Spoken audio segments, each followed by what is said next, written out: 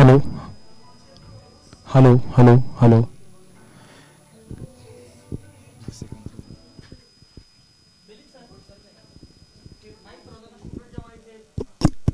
हां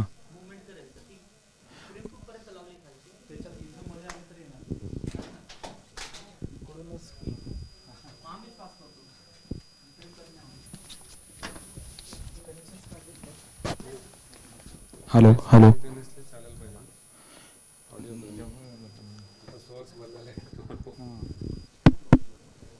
FM ला टाकायला.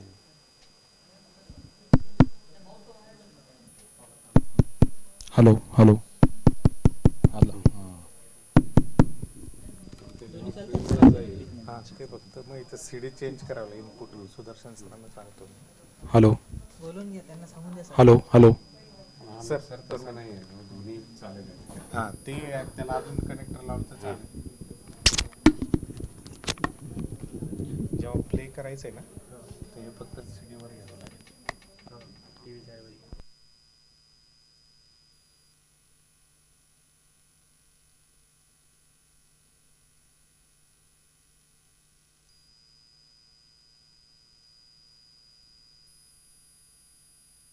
दोन्ही चॅनेल यायला लावतो. डायरेक्ट मी सीडी याचं काय करतो, माईकवर देतो. एकदा आपण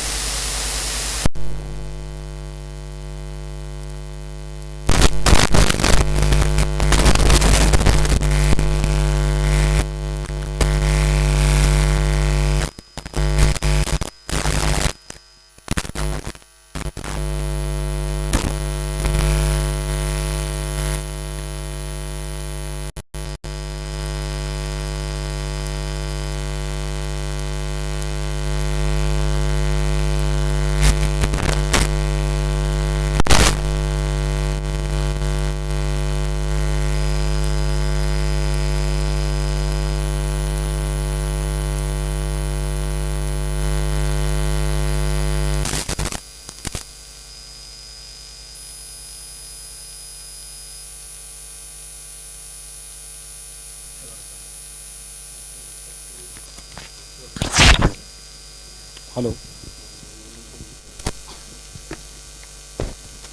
hello hello.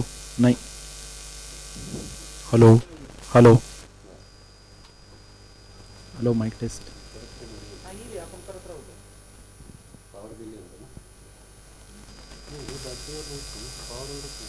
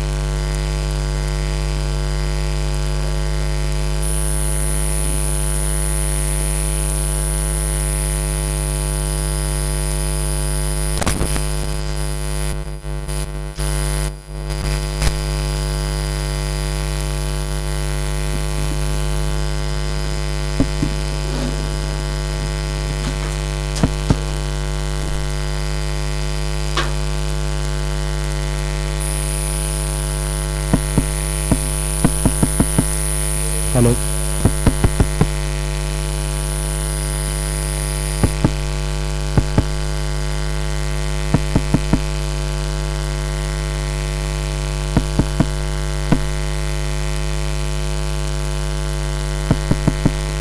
hello, hello,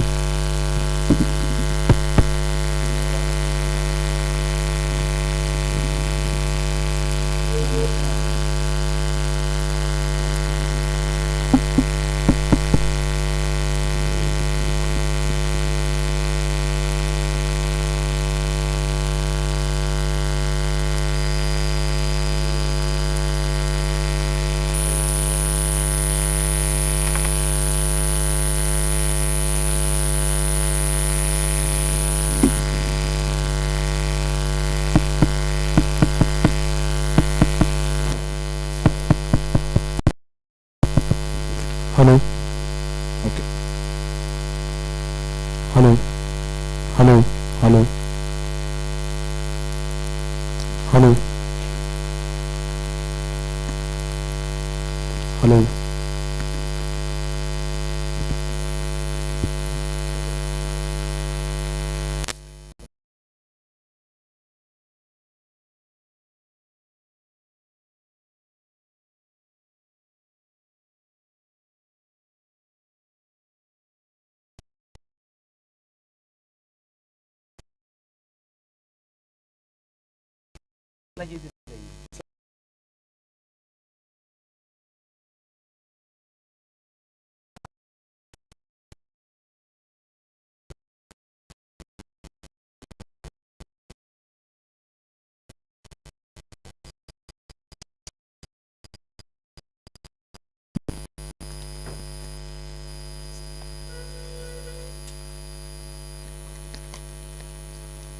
hello, hello, hello, hello.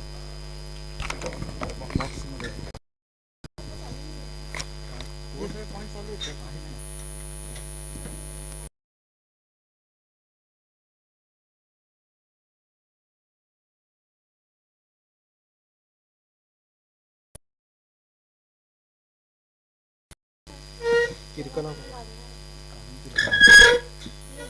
ते काढून क्रॉस लाव.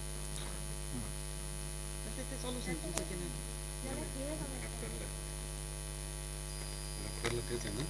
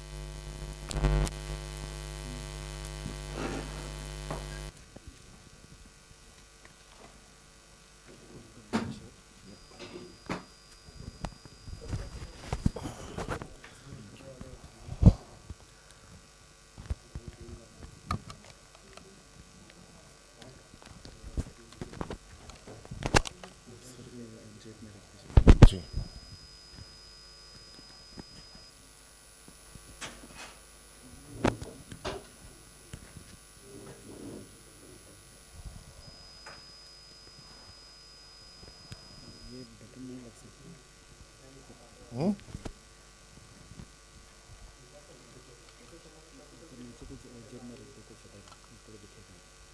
Sure, okay. The PowerPoint is ready. You can Yeah, right. just checking the sound. Yeah.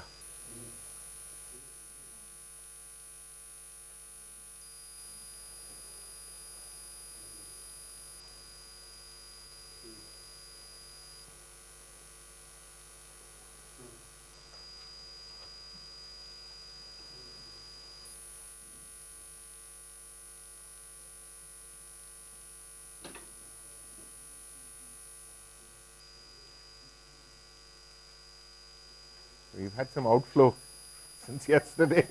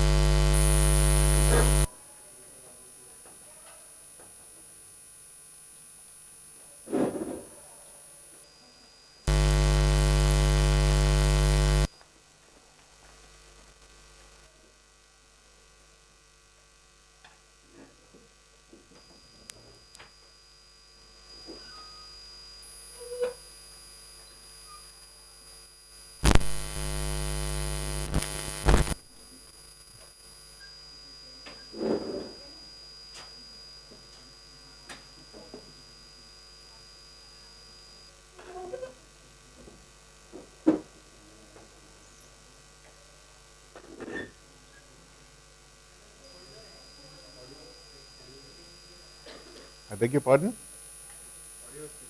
Audio check. Checking. 1, 2, 3. Better? Thank you. Okay. Can I ask for a show of hands? How many of you were here yesterday? Okay. All right. So some of you weren't here. So I thought, in any case, some of the material is new, and it's evidently so new that I've lost half my population, half my audience. So maybe it makes sense to repeat, just summarize what I talked about yesterday, and please let me know. Do you mind coming here, sir, so that you're not. And ma'am, you also? Yeah.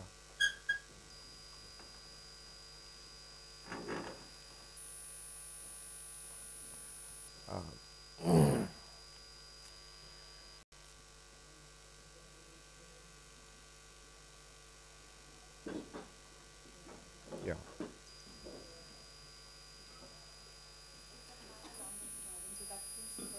Yes, right. So you know a little about me, but I'm at a disadvantage in terms of knowing you. So I'd very much like to go around the room and have you say a little bit about yourselves. What are your interests, and what kind of questions you would like to pose or pursue that would be relevant for our class. You can let me know. Want to start?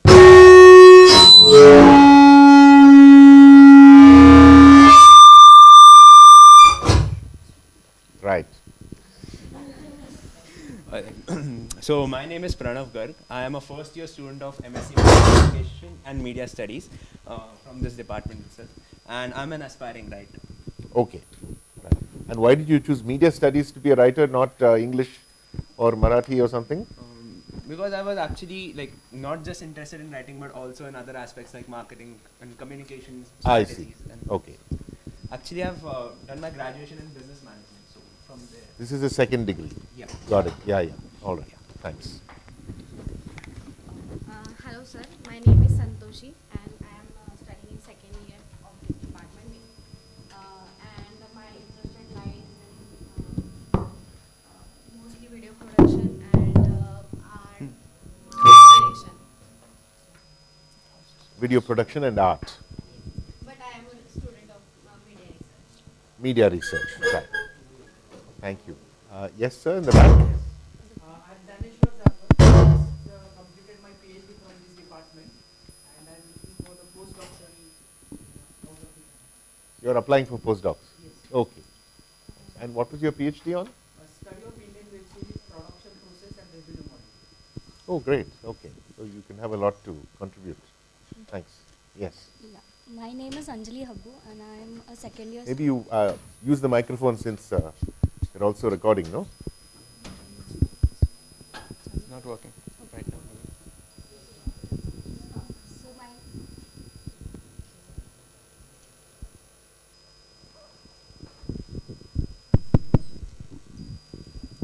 So my name is Anjali Habbu and I am a second year student of this department and I'm a student of media research.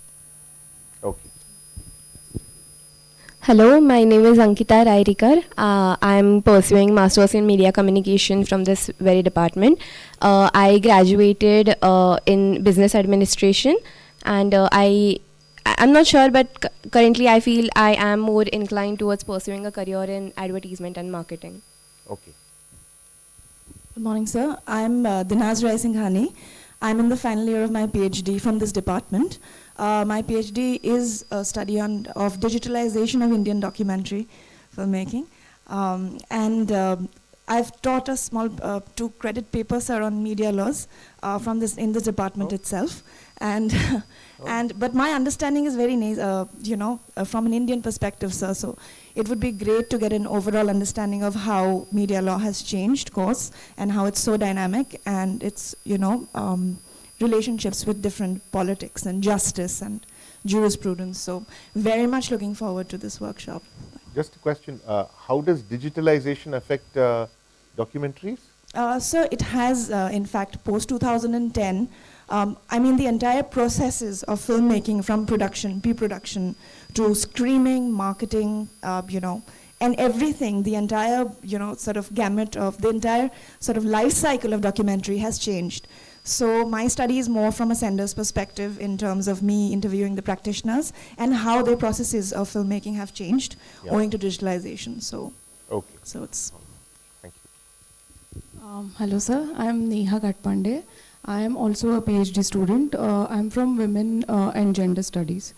Basically I'm a graduate in mass media with journalism, and then I pursued Women and Gender Studies as my master's.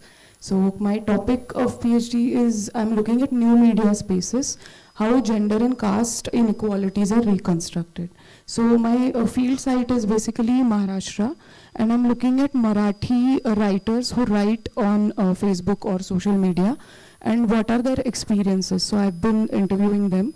That has become my data, and I want to look at regionality of media, of digital media, and how it affects or how it shapes identities. So looking at a lot of Marathi content that is being created. And also one of the purposes of doing this workshop is to understand media from the law side, and also to understand how policies or laws affect the impact of digital media. Just a quick question. Are there any preliminary findings that you have about Marathi identity, Marathi region? Yeah, there are a few findings. Basically, what I'm looking at people who are from the marginalized communities, who are using Facebook particularly to express themselves. So they do not have any space in the mainstream media. So looking at Maharashtra's media culture, or the tradition has been to sound out or to write columns or to use the traditional media to make some points. But since there is no space, this space has been created by them on Facebook, and what they write about everything. They write about politics, they write about love, they write about relationships, they also write about how laws affect them, or they write about any incidences that happen, right? So even a small activist is facing biases, gendered biases, caste biases online, and they are they are actually reflecting what they actually face in the offline world. So this is how it is being reconstructed. So all my interviews are actually, I've done around 9 interviews, 9 in-depth, unstructured interviews, and they are telling me the same in a way. There is a trend of that. So the idea of Marathi region is actually incidental. Then it becomes actually something else. There's nothing Marathi in what you're talking about, right? So No, there is Marathi because they want to write in Marathi and create a community for themselves. okay. Yeah. Thank you. Hi, my name is Piyush. I'm currently pursuing a PhD from the School of Arts and Aesthetics at JNU. My PhD is in cinema studies, so I'm in my second year. My broader kind of research interests lie in the bridging between law and media. So, and in cinema. So my MPhil, actually, I did the same, from the same institution. So that was mostly about popular cinema and law, but within the time frame of 2010 to 20, and how the representations of law have kind of started to engage with popular forms in different ways than it was previously. Now, in my PhD, I'm looking at more foundational questions about how the law is constructed, how media is constructed, and kind of how the two can relate to each other at many different levels. So, quick follow-up question: What is the change? Yeah. So the thing is, it's very interesting because till 2009 also, so there's a film called Jail that stars Neil Nitin Mukesh. So you would see courtrooms, for example, in popular cinema constructed as sets, but No One Killed Jessica, for example, really changed the game in how courtrooms are presented. So 2010 is kind of a year where corruption actually makes it into the popular mainstream in a very different sense than before, where it's not just the corrupt neta, but also like the very kind of the very basics of law, the city, the state are corrupted in various different ways. So the Dalal figure, for example, makes it into the field of law, which is what No One Killed Jessica is kind of doing, and how that influences architecture. So my research was also on how censorship is now being appropriated. So, for example, the adult certificate granted to No One Killed Jessica was put in the marketing. So then it ignites a new kind of circulation cycle for what we think about law is, or how we think about censorship. So yeah. Very. I mean, this is one of the chapters. Yeah. Yeah. Good morning, sir. Good morning to all the participants. My name is Pralay, and I am basically from Nagpur, Maharashtra, but currently working at Indian Institute of Mass Communication, New Delhi, at Indian Information Service Department. And yeah, I was interested in this workshop class, and I think I'm looking forward to learn how information flow has changed with the changing world order also, and how the regulating of law in terms of media in different countries, like in US, and like, because US don't have any regulation, they have that amendment, and in India, there, even though it's not in the constitution, but so I just wanna interested how it affects the media freedom also, having a legal and having not. So Right. Something I'm looking forward to learn. Right. Thank you, sir. Good morning. My name is Rohit, and currently I am in semester 4 of Gender, Culture and Development Studies from Women's Department. Before this, I worked 4 years with Snehalaya. It's an NGO that works for child rights. Yeah, that's about it. Thank you. Hello. Am I audible? Yeah, my name is Vishal, and I have done my master's in IR from University of Hyderabad. And after that, I am preparing for civil services. The purpose of this course, I thought that now we have gone from that unipolar movement in world order to more multilateral. I would like to know how much law is going to affect the strategic decision making, because most of the time the study which I have been given to, or readings, most of the things depends on national interest, sovereignty, and our own values. But now I'd like to know how much law is going to affect the relationship between the nations. Thank you.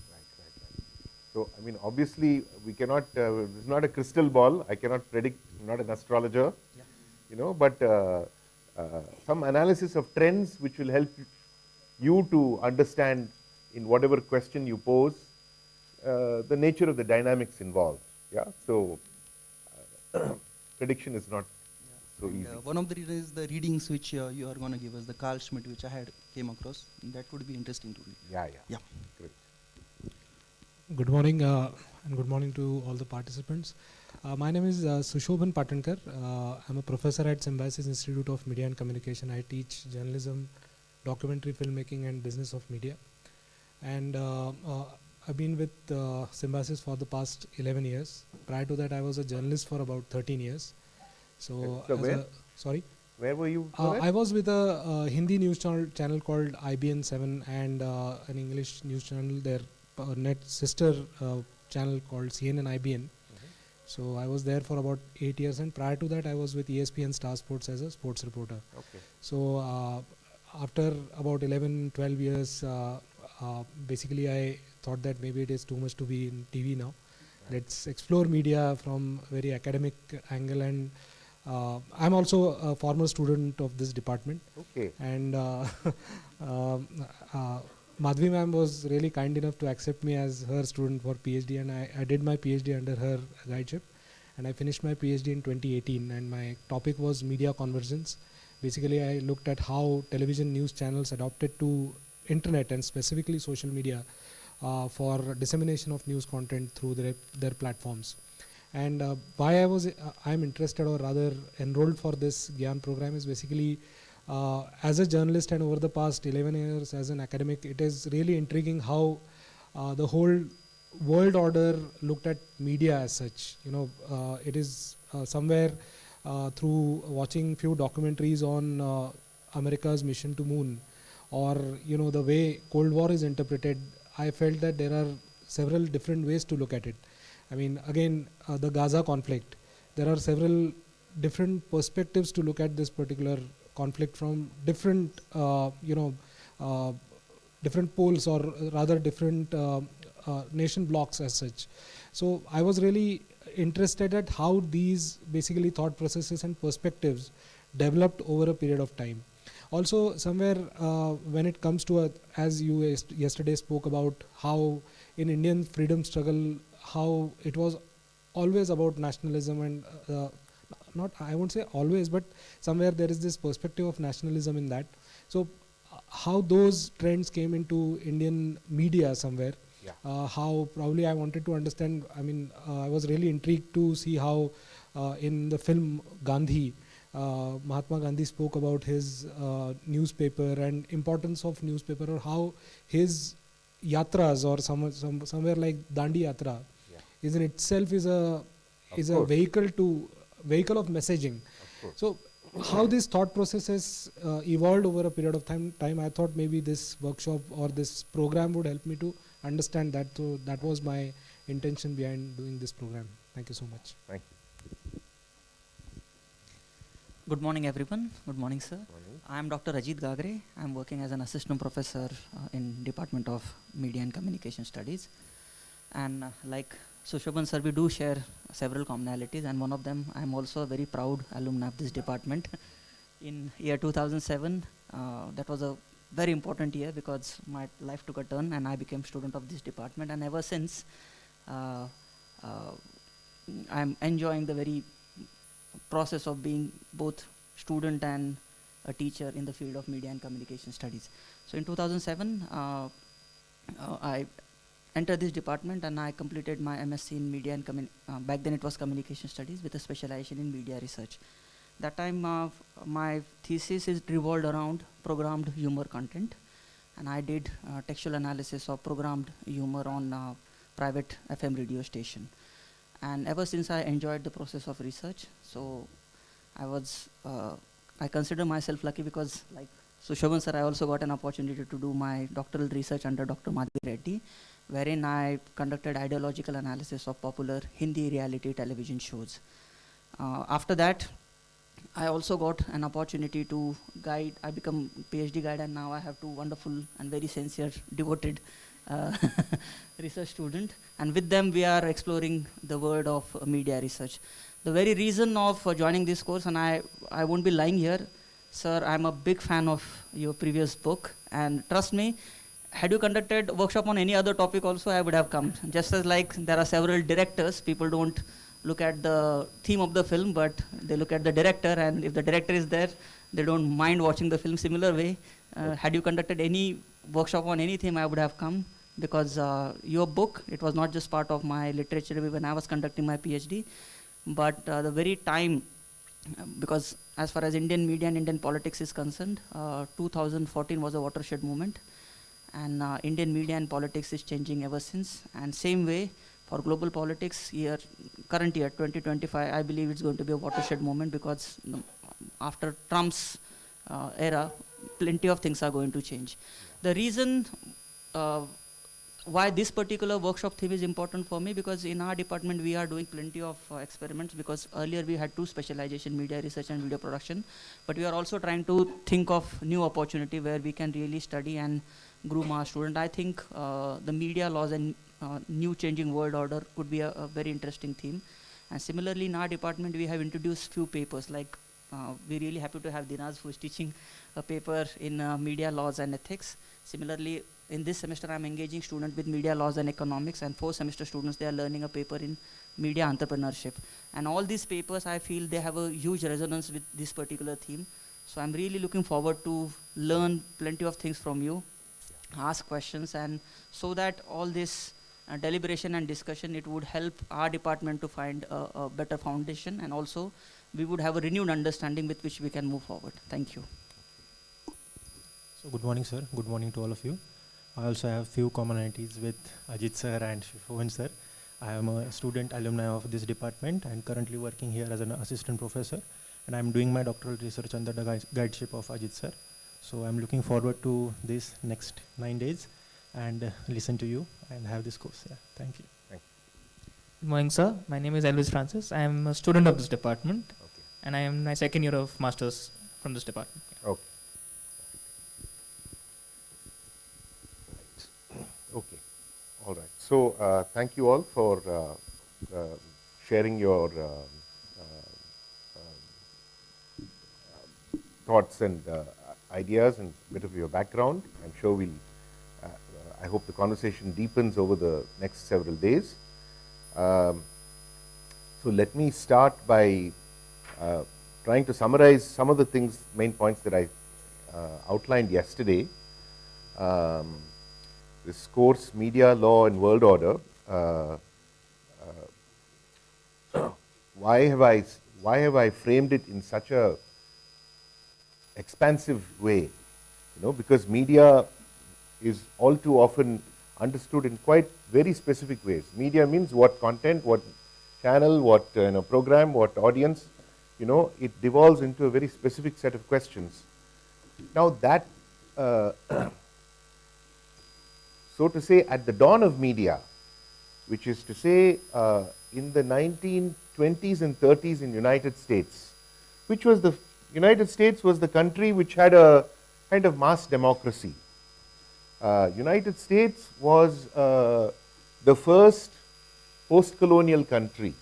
Okay, 1776 they had their anti-colonial revolution, and they of course had eliminated the native indigenous inhabitants.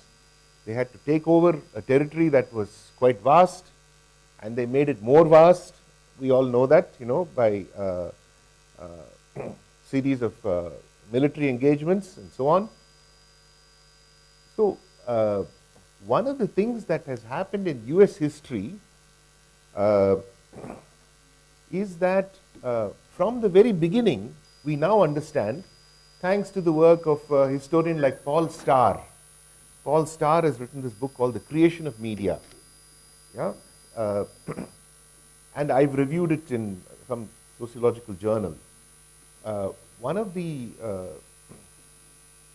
now we realize that in fact media was always a tool of what we call settler colonialism. Maybe I'll use can I, is there a way to Yes, sir. Next slide is your presentation. yeah, okay. Right, but I need to actually introduce new slides and all that. I don't know how to, I don't have the means to do that here.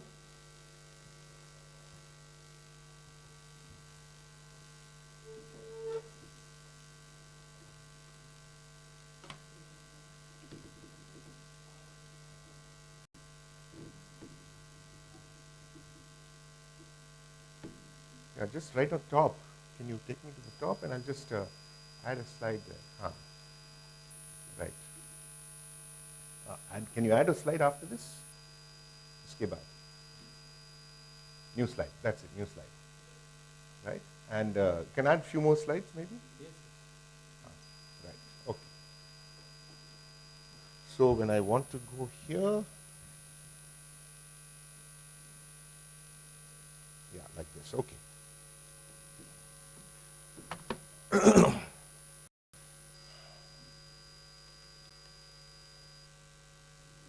Very small, sir. So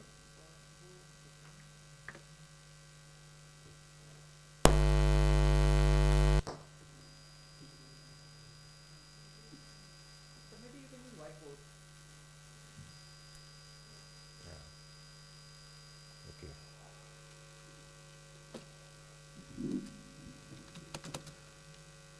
Media was a tool of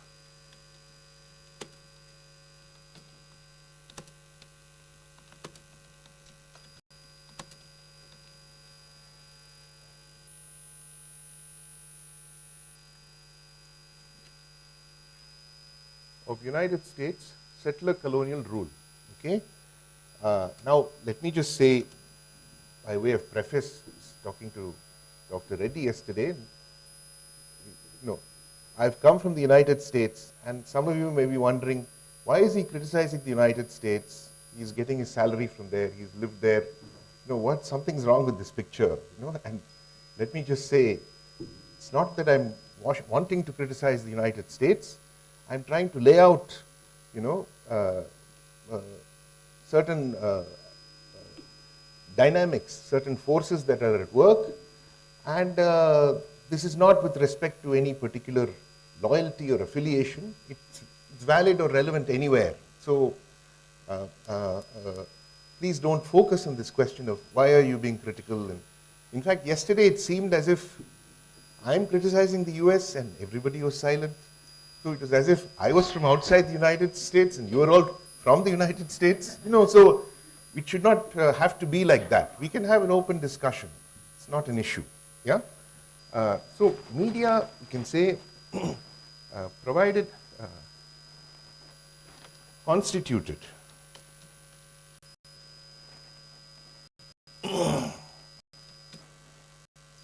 tool of United States settler colonial rule. In what way? In what way? Well,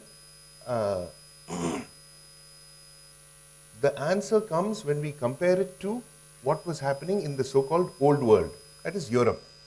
In Europe, communications were very tightly controlled by the ruling governments.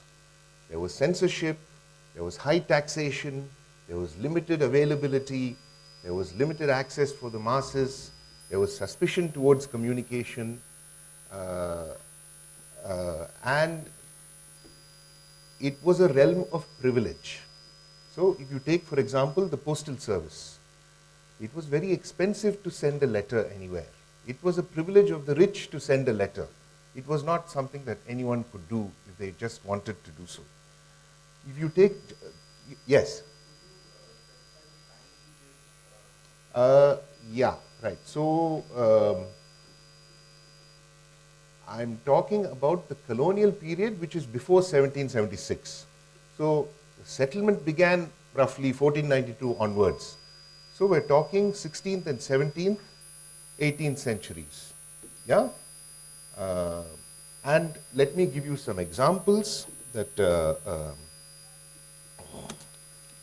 no censorship,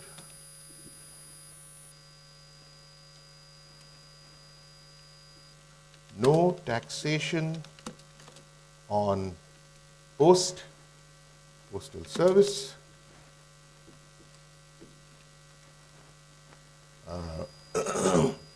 and United States had the advantage of having the immigrant population that arrived in the United States tended to be literate. Not the illiterate who came. They tended to be literate. They had the tools of literacy. They were allowed and encouraged to use these tools of literacy. Yeah. So, for example,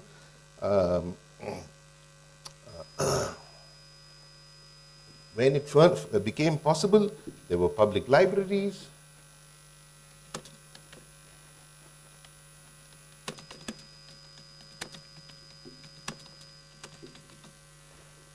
At state expense or subsidized by the state.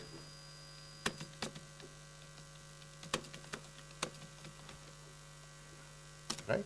And why was there such a different attitude to communication in the United States?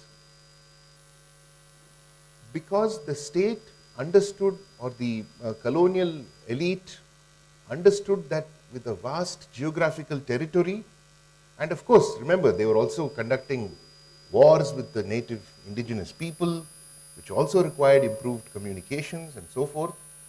So it was very much the case that free media, in the way we understand it now, from the very beginning in the United States, the settler colonial context,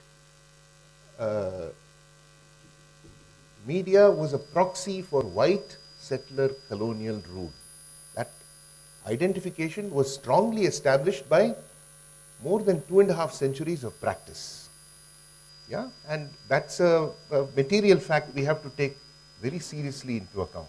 Yeah, so much so that when they begin to say in the 20th century, media are free, media should always be free, information flow should be free, they are informed by their experience in the United States that white settler colonial rule has been good, has had good outcomes, has allowed the settlement of this country and has allowed the country to be prosperous. Yeah, that association came to be embedded. But this also extended to other things such as questions of state intelligence. Yeah, intelligence operations. What does one state say about another? How are diplomats adequately informed about the practices of other governments, etc.? Here we find that the United States, yes. Go ahead.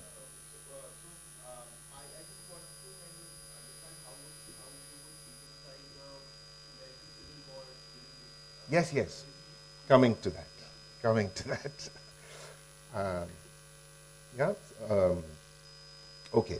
In fact, I will take your cue. I'll postpone the 20th century point and address the 19th century point. Yes. In continuation to what you said, in Indian context, what happened? The rise of print media, somewhere the impetus was from the independence struggle that was happening. So all the thought leaders back then, the freedom fighters, they took help of print media, and that led to the development of print media to a greater extent. In the United States? No, in India. Mm-hmm. The same way, what were the factors which were responsible for the advent of mass media in, so to say, in that context? If you could, because American context we don't understand much. So, Sure.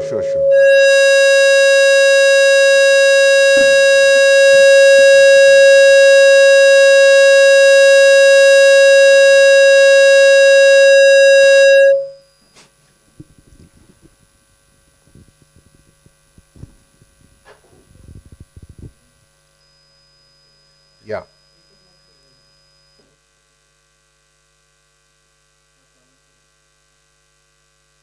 Yeah. So, yeah, apologies, I went ahead of myself. So, as I said, it was white settler colonial rule. So, the corollary of that was that slaves from Africa, enslaved people from Africa were denied education for the most part. For the most part, they were denied access to literacy, but they had access to churches, that is to say, they were evangelized, they were missionized, they were urged and encouraged to practice Christianity. However, in racially segregated churches, always. So Christianity in the United States is a deeply, historically it has been deeply racially segregated experience. Yeah, and it is an elaborate, multi-tiered class and racial structure, complicated to some extent by the new evangelical churches and Pentecostalism and so forth. Yeah, so now the economy was also developing at the same time. It happened that the South was largely plantation dominated, the North was, as it happened, industry dominated. So in that process, a different set of interests emerged, which led to the Civil War, yeah, which was that the planter class, the plantation class, which relied on cheap labor, wanted to continue the practice of enslaved labor, whereas the North, after much hesitation, cogitation, going back and forth, yeah, can we afford it, should we afford it, all of these things, they opted for, I'm simplifying the story here, they opted for the other side, yeah, which was to, what's interesting is that this Civil War battle fought between 1860 and 1865, the most violent conflict in the United States' history. The most violent conflict in the Western world in the 19th century. No European country had any conflict remotely as violent, with as much toll as United States. Yeah? Led to the North winning, the formal emancipation of slaves, but in practice the reinstitution of slave-like conditions through what is called Jim Crow, informal regulations, not in the statute books, etc. That distinction between North and South, pro-slave and anti-slave, has continued to this day. To this day, if you look at the map, what are the Republican states, what are the Democratic states, it is actually, closely aligned with the Civil War distinctions between Democratic and Republican states. So there is a cleavage. There is a cleavage between those who are willing to endorse formal equality, substantive is always a problem, yeah, and those who are opposed even to formal equality. Nevertheless, the experience of World War I, the victory of World War I, victory of World War II, was able to consolidate some kind of national consensus that United States is now world leader and it has to seize the mantle and get the benefits of world leadership, which is kind of where I began yesterday, that this event of in mid-20th century, World War, United States winning the war, affects all of us even today. Yeah? And this is also challenging the way we tend to understand things, which is more regional or national perspective. If it's international, we lose interest, we turn the page. But we have to see that, if we are in a global world, if digitality is global, then in fact, our social media feed is being decided maybe in outer space or through organizations that are influencing what the satellites can do in outer space. If we are not aware of that, we are allowing our social media feed to influence us in ways we don't know. Yeah? So these earlier distinctions are not valid today.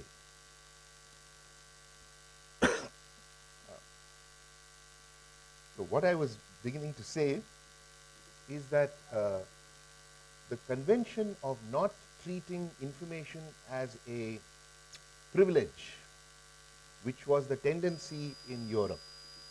Information was a privilege held on by the privileged classes to be denied to the masses, that continued to such an extent in the United States, despite civil war, despite these kinds of conflicts, that the United States did not have an intelligence agency. This is a very famous fact.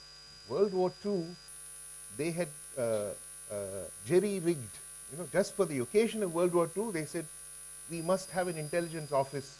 They created something called OSS, purely for World War II to fight. But once World War II was over, they dissolved it. They thought, we don't need it.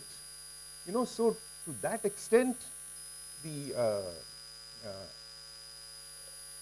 realization that information is a valuable entity with political implications was late in coming, much later than in Europe. Yeah, and that's kind of historically important. It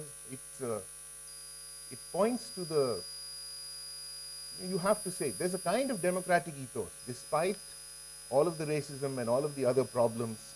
Compared to other countries, there is a democratic ethos in relation to certain things, e.g. information. Yeah? So it is at this time when the US has unexpectedly achieved world leadership that they begin to see that information can take them much further than they had thought it could take them. Yeah? And this is the policy outlined by John Foster Dulles, very important foreign policy thinker in the United States, one of the most influential. There's a book called The Brothers by Stephen Kinzer about John Foster Dulles and his brother Allen Dulles. Allen Dulles was the head of the CIA, and John Foster Dulles was for several years Secretary of State. And the two brothers staged, they were responsible for the coup in Guatemala.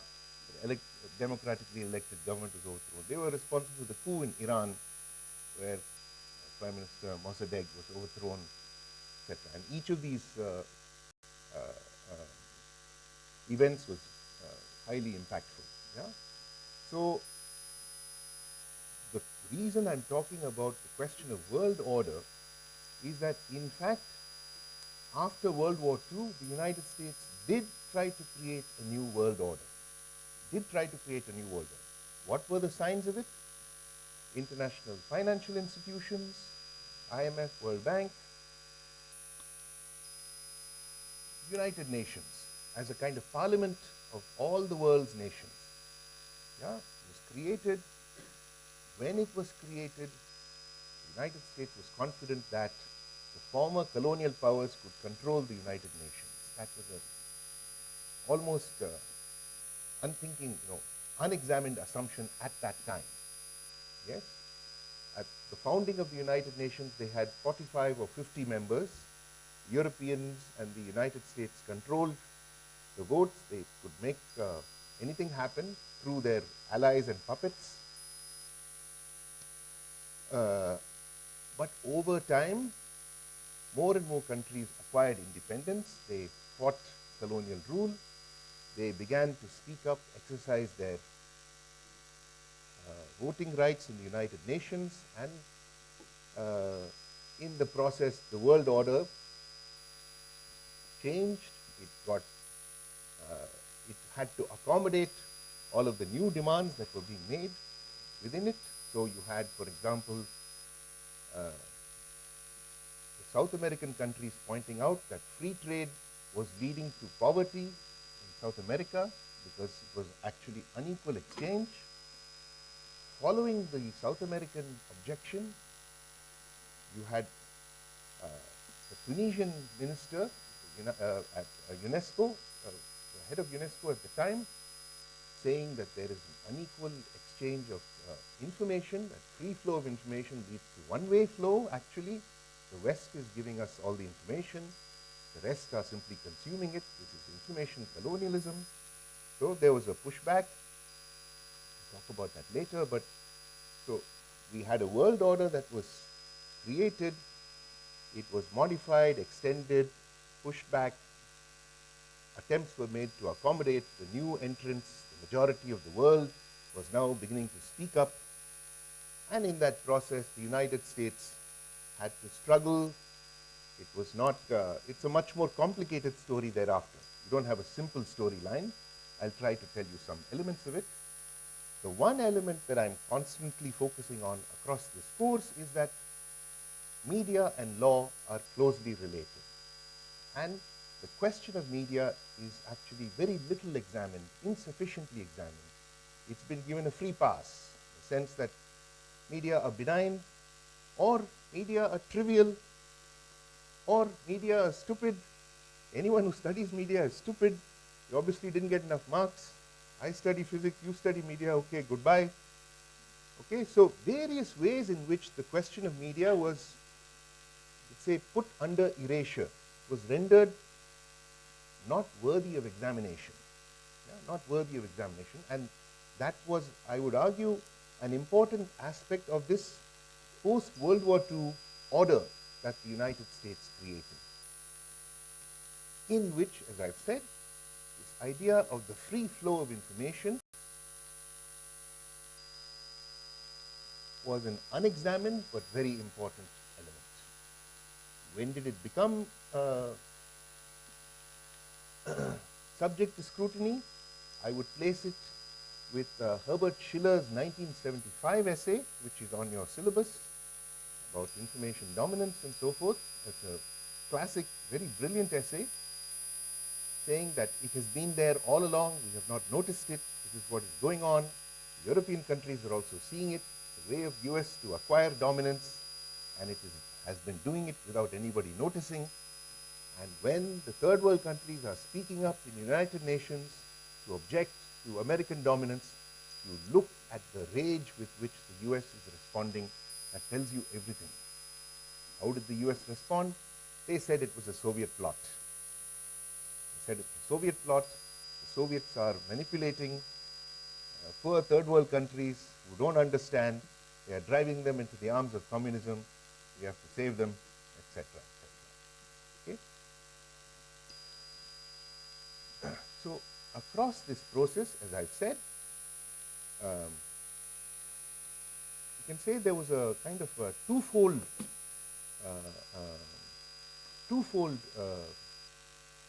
kind of picture if we examine the question of law. In the United States, media was associated with freedom, and so it was very important to make it appear that no laws about media were necessary, because the United States was the model democracy that all other countries should aspire to be like.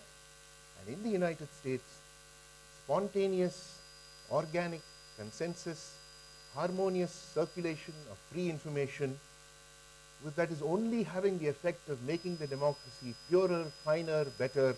Okay, this was the general understanding. And it may sound absurd, but you even had people like Eleanor Roosevelt, very, very progressive people at the time, asserting that this is the American way, this is what we would demand that the United Nations also adopt.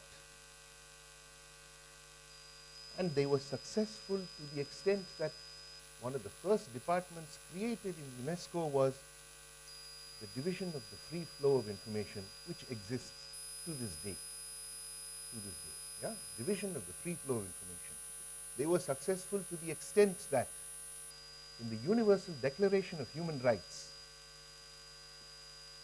Article 19 gives freedom to information as if information was a human being. Okay? And to defend the right of information to flow freely could easily be interpreted as something that had to be defended. If it was violated, it was a human rights violation. That was already there in 1948 when UDHR was passed.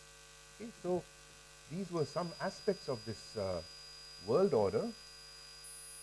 So if I say there's a twofold treatment of law, the United States, this idea of organic, spontaneous consensus, not requiring legislation, that was the presentation. In the rest of the world, largely it was nation-state based. So the national state could create its own domain of regulation, control, supervision, where some degree of freedom would be given, but national interest was a sanctioned basis for limiting, controlling, regulating information. Okay? So let me pause here. I know I've talked a lot. Any questions? Am I clear?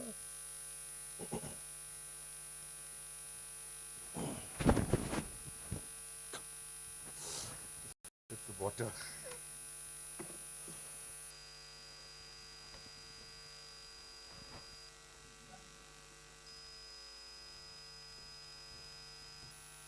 Yes. Yes. Limited understanding, but the point that you made when it comes to emancipation and civil rights, basically the north and south, they had divided opinions. So somewhere you said South India was South US. South US was agrarian civilization, plantations, and obviously they require human resources. Less industrial. On the other hand, North was industrialized. Of course, industrialization means less human power is required. So apart from church intervention, was capitalism and the very need of cheap labor was also responsible for was a reason for civil war, or were there any other factors? And also, when this entire clash was happening, what was the role of media and how?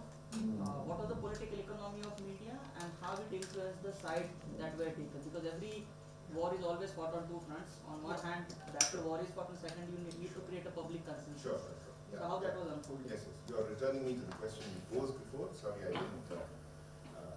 I'll give you two kind of data points by way of response to your question. One is two or three data points. One is Harriet Beecher Stowe and her fictional story, Uncle Tom's Cabin, which was a humanistic portrayal of an enslaved person, which was treated him like a human being. He happened to be enslaved. Of course, there were paternalistic and condescending aspects to the portrayal, but such a human portrayal of an enslaved person had not been widely circulated before. It was one of the most successful books of the time,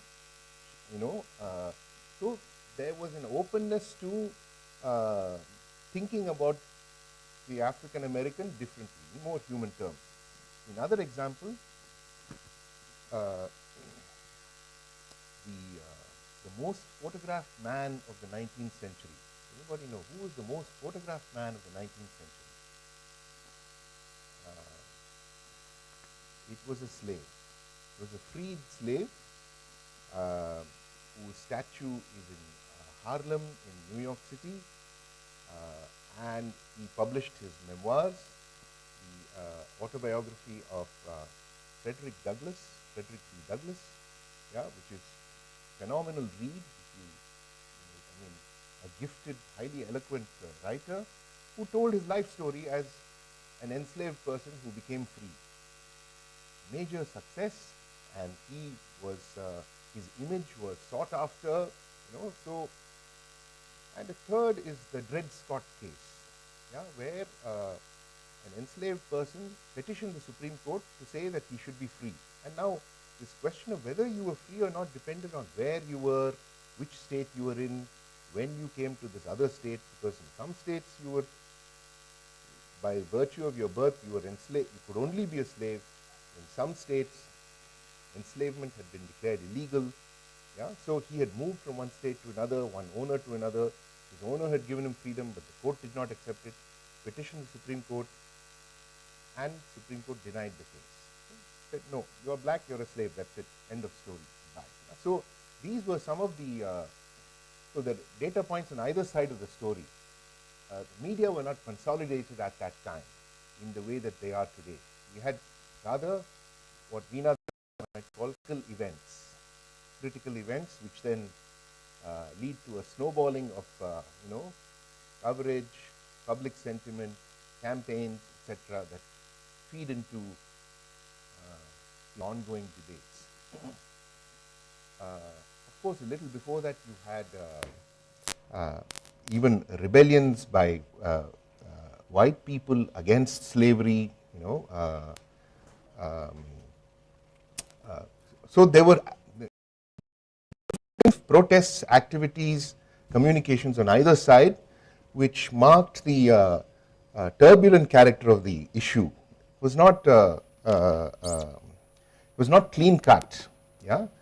But what happened afterwards is more perhaps to your point, which is that once Jim Crow, after the Civil War was over, North Americans, the Union states declared victory.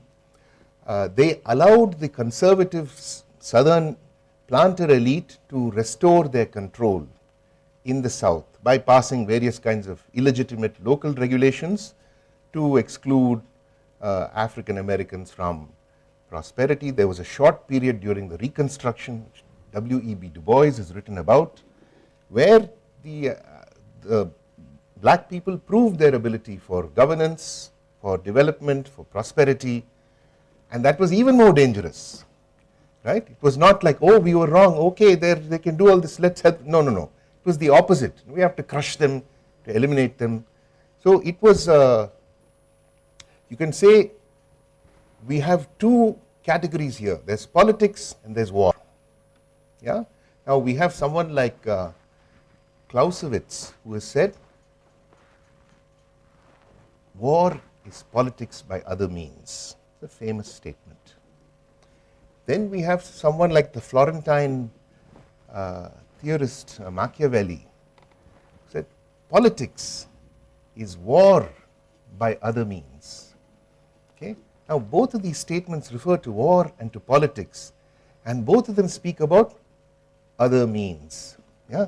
So in a way what we are talking about is the question of other means. What are these other means? These other means, we can say for our purposes, are various forms of mediation, various forms of communication that complicate, that blur the sharp distinction that we would like to assume between politics and war. They blur this. You think this is a time of peace and that is a time of war. But media can blur the distinction between actually war and peace. That is the conclusion that we arrive at simply from an analysis of these statements. Yeah? And it gives us an insight that when we are looking at media, don't assume we are only looking at scenes of peace and consensual understanding. Maybe there's something more going on. Yeah? Yes.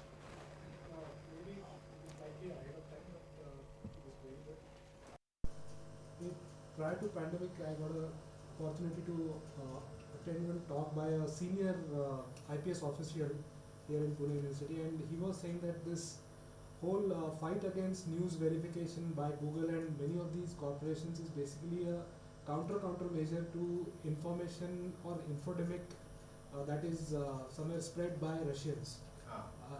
Exactly after the end of Cold War, or supposedly after the fall of German Wall, there was this feeling amongst Russians that they are losing this war against America, and we need to counter Americans in some way. So the entire spread of fake news, or let's say unverified information, the flood of unverified information, it was a very tactical move by Russians back then. And dating from when are you talking about? Post 91. Post 91, yes.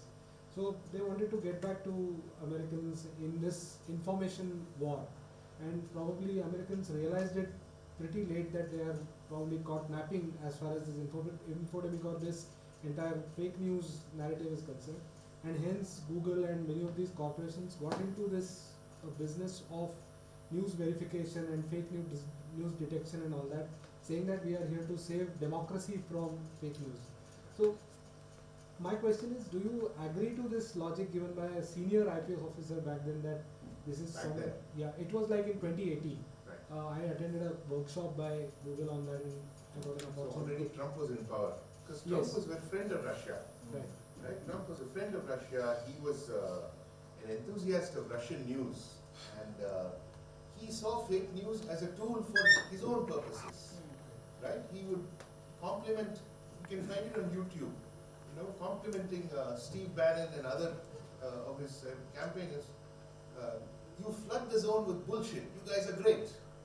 Okay?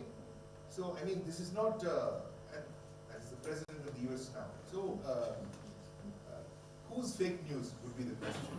Yeah, fake news for me is something else for you. Right? So, and the Soviet Union dissolved itself, has to be remembered. Okay, it has never happened before that one of the largest military powers in the world, the leaders assemble and say, we will dissolve ourselves. And you know, that was celebrated and applauded in the United States. It's like wonderful democracy.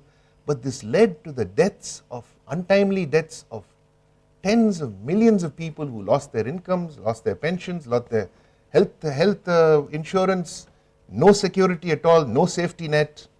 It was catastrophe. And clearly they lost their belief. That's the point. They lost their belief.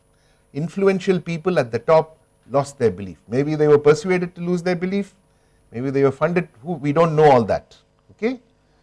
But the fact is that large numbers of people could not abandon their belief because that was what had given them an improvement in life chances, and it went away from them, but you know, their belief had nothing to do with it. They continued to believe actually. So, so the story is more complicated than that. It's rather the ability of firstly the flowering of multiple centers of authority, the rejection of any idea that there should be a trusted source that is subject to regulation, subject to accountability.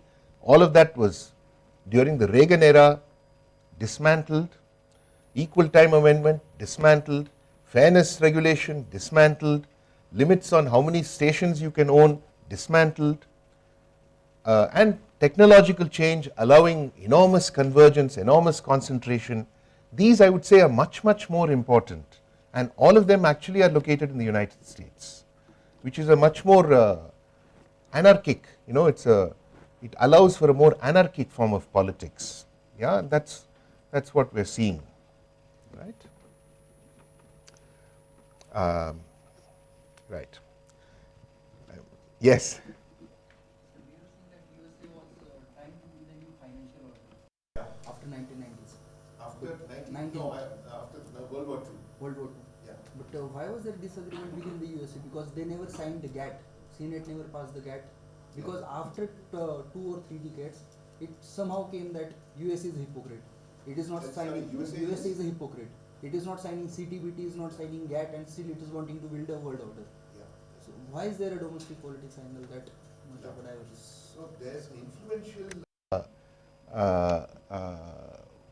is an influential lobby in the United States that believes that a great power does not have to sign any agreement because they are so great.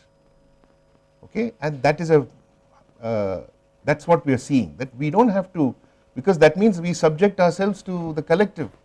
That's unthinkable. For a great power, we do what we like.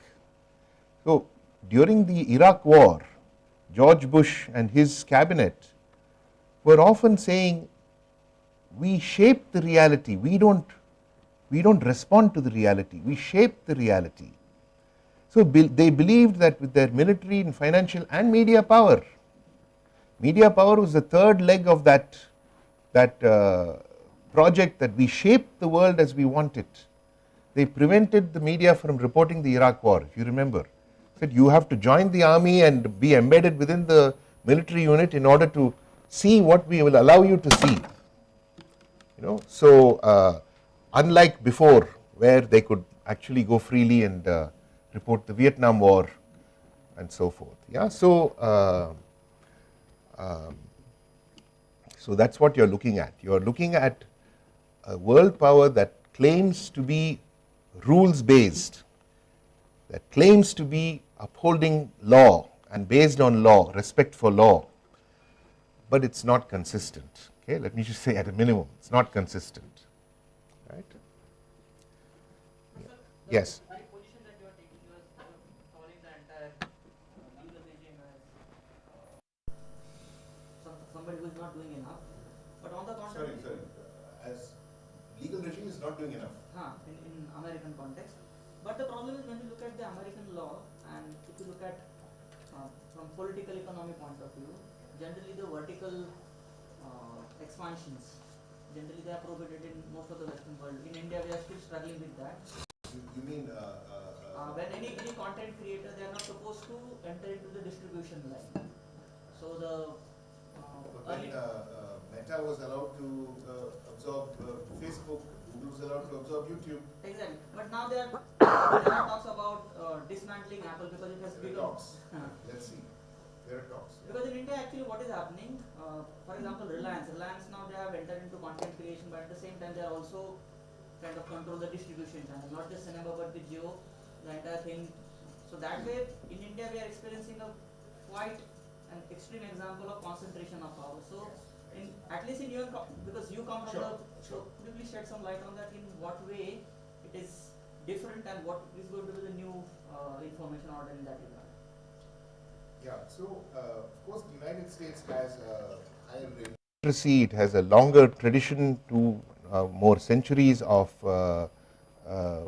local governance, of local elections, locally elected politicians who are able to resolve issues, have considerable powers at the local level. Central government is actually very small in the United States. You go to Washington DC, it's not that big compared to other countries of similar size. The federal government is small and they want to make it smaller, and they will make it smaller. So the relationship between government and private sector in the United States is very close. So they don't have to have the same kind of prescriptions and caveats that they have in some other countries. It's a business culture. When George Washington, first president of the United States, gave his farewell address, he said, I want you to practice as little politics as possible and as much business as possible. That was his parting advice. The presumption of that advice was Europe will take care of the politics and America can do the business. So there was a tacit understanding that the world order is a European order. United States still saw itself as a provincial power, even if they had some lofty rhetoric about, we hold these truths to be self-evident, which they don't hold to be self-evident and all that. It was 2 centuries later, after World War II, that they began to let that 2-century-old rhetoric to acquire new meanings, which it had not acquired all that time. Okay, so that's the so again, coming back to your question, yes, worldwide we are witnessing a concentration of power which is not only economic but communicational. Now, what theories, what ideas, what models and concepts can we use to understand this process? Here, whether it's across the social sciences, we find that the understandings of economics have not been revised for a long time. They are essentially not so different from the ideas that Karl Marx propounded in his Das Kapital 1860s.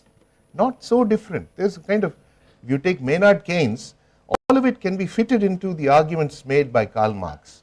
Now, these arguments presumed that the commodity and the communication about the commodity were completely separate things. You have the object that is sold, the communication about the object, say the advertisement, it's not important. It's just you can ignore it. It's just they are selling the product, so fine, let them sell it, etc. Over time, we have seen the ability of, I'm just taking the advertisement as an example, broadly media, to turn the field of our internal life into a set of, it is capable of being manipulated by ourselves with our cooperation for our own presumed benefit. So the instrumentalization of our affect, of our emotion, which the media are now teaching us to do, is now part of the economic process itself. We have to become our own entrepreneurs, we have to become our own producers, we have to lift ourselves by our bootstraps, cannot blame anybody else.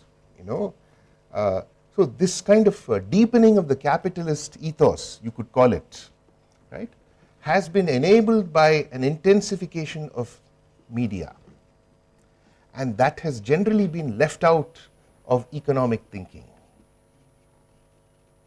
Okay? And now we have to bring it back in, because the older thinking about economics allowed you to say, this is economics, this is politics, this is the factory, this is the parliament.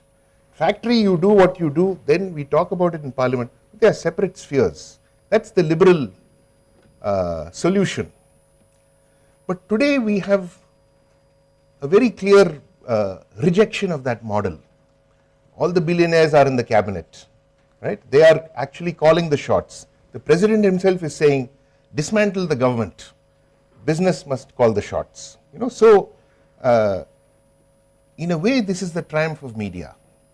And it is because media theory has been neglected for so long that we are not able to respond to it with sufficient clarity, I would say. Also, sir, when we look at American media imperialism. And? American media imperialism. Yes. So, in our whatever books that we have read, there are always 3-4 common reasons which are cited for that. First, the World War was never fought, so there was never infrastructure destruction. From early days, there was high literacy rate, and that's why America could gain momentum in early. But apart from that, what are other reasons which could be cited for that? Because when we compare Europe and America, there are quite few similarities. But when we compare them today, barring James Bond and other thing, European media that way they don't. In fact, South Korea is doing much better compared to Europe. But America, since early 60s to till now, and even between in Cold War also, from that period, they have a kind of dominance throughout. So what would be the reasons for it? It's a much discussed subject. Large literature about it, as you can imagine.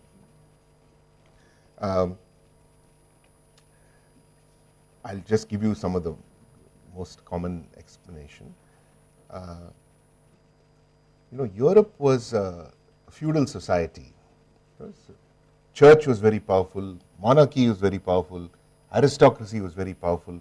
Can you imagine that when Napoleon, following the French Revolution, took his army to invade neighboring countries, the intellectuals in those countries celebrated Napoleon's arrival? Just think about what is that, how can we understand that from today's perspective? The philosopher Hegel, he sees Napoleon, on the battlefield, and he says, I saw the world historical spirit on horseback. Okay, so the sense that he represented change which was not able to develop internally due to the dynamics of a feudal society that prevented change. All of its privilege depended on resisting change. Yeah. So if we take that kind of recollection to the United States context, there was no inherited structure of feudalism, of aristocracy, of the church, of monarchy.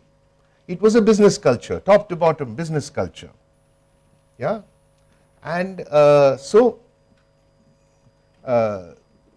they were able to pursue business ends more efficiently than any other society. Plus, it didn't hurt that there were, vast natural resources, military power, and European countries joined to make America more powerful. Don't forget that. Yeah? They joined to make America more powerful. So they were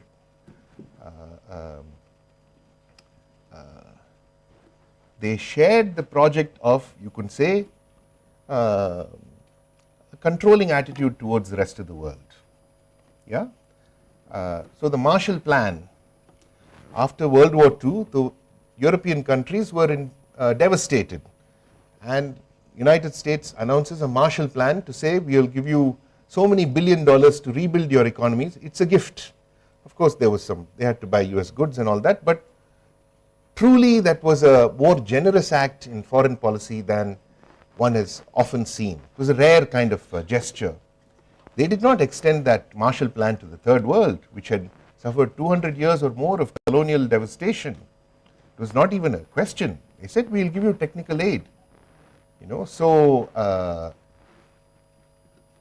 there's a lot that we can use to understand what was going on here. And finally, I would say that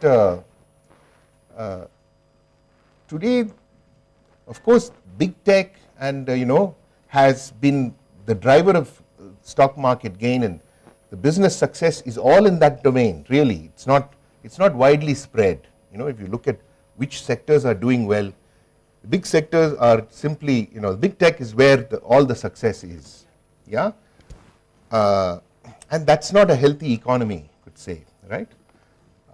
So this is a sign of turbulence, of risk, of uncertainty, and of making choices that could lead to very uncertain outcomes. That's where we are today. It's very far from a settled dominance. China is obviously with all of its internal problems, much younger population.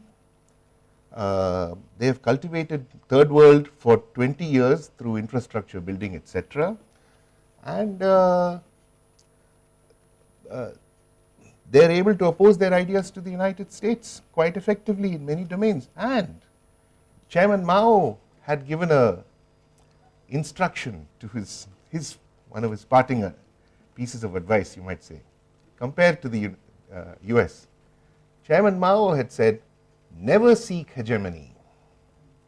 Never seek hegemony. Yeah? He saw great danger in the attempt to seek hegemony, unlike the United States, which is like, unless we are number one and everybody is saying we are number one, something is wrong. So that makes the US more vulnerable, you could say. Yeah? And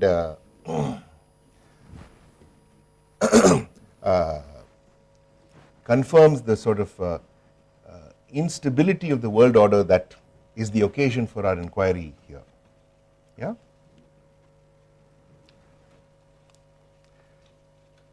Any other questions? Right. Where are we in terms of time?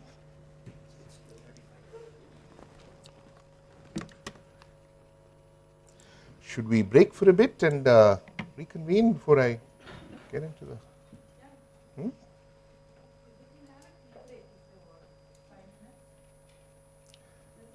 Water break, etc.? Sure.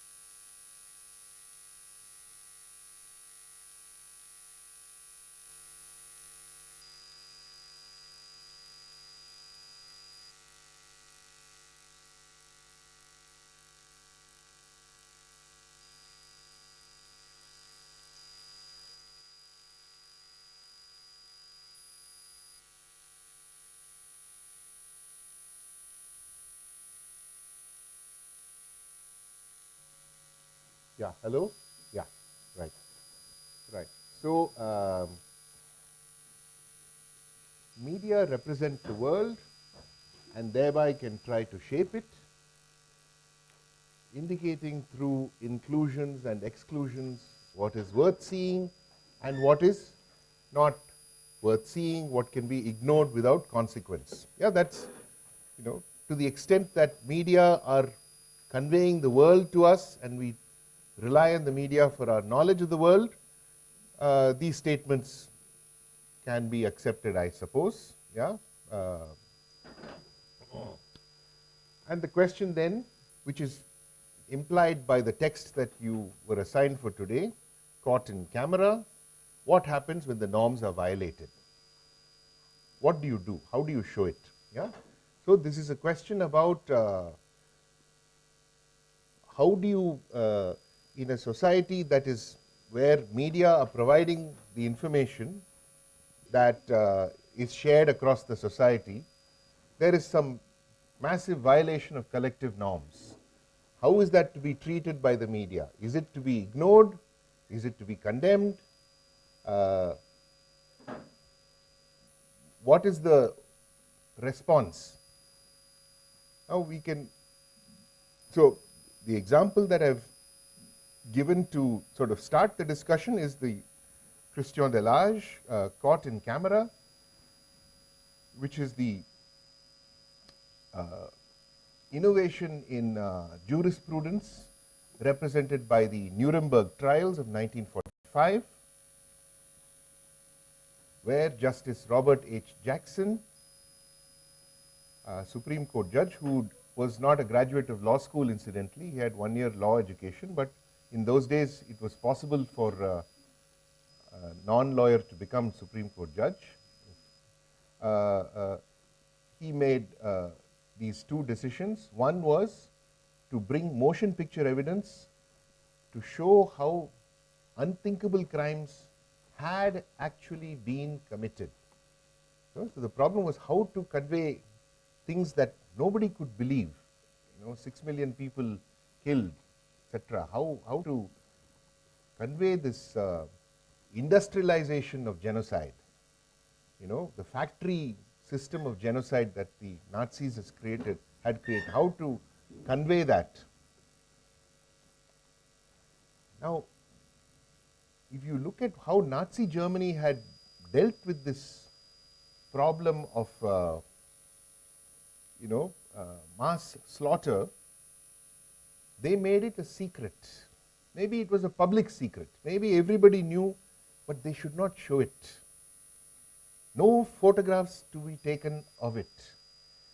The concentration camps were hidden within forest, Sachsenhausen, near Berlin, or outside Germany itself, Poland, other countries, where the maximum amount of deaths happened in concentration camps, not in Germany, to keep their hands pure.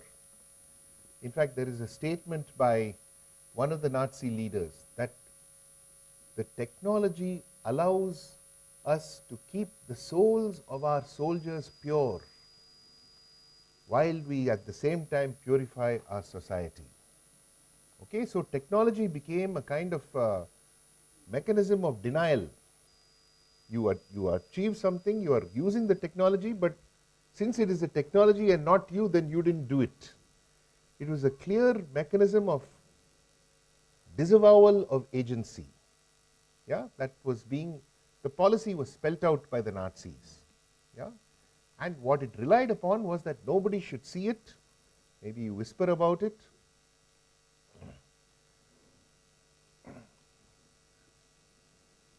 So when the Allies, and of course during the entire World War II, there were talk about fake news.